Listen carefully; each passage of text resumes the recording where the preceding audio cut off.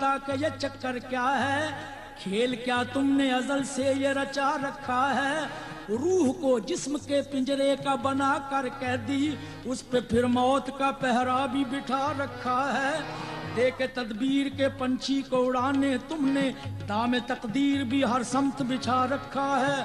करके आराइशें कौनैन की बरसों तुमने खत्म करने का भी मंसूबा बना रखा है। लामकानी का बहरहाल है दावा भी तुम्हें, नहनु अकरब का भी पैगाम सुना रखा है।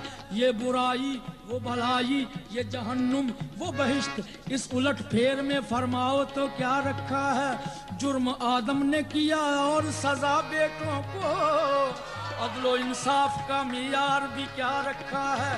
देख इंसान को दुनिया में खिलाफत अपनी एक तमाशा सा जमाने में बना रखा है। अपनी पहचान खातिर है बनाया सबको, सबकी नजरों से मगर खुद को छुपा रखा है।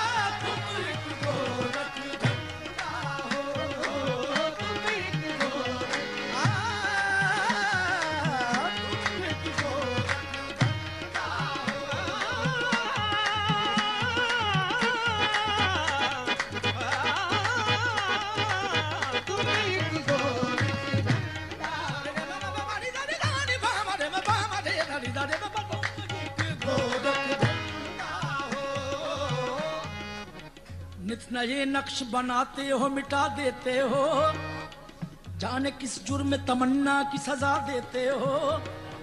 कभी कंकर को बना देते हो हीरे की कनी, कभी हीरों को भी मिट्टी में मिला देते हो।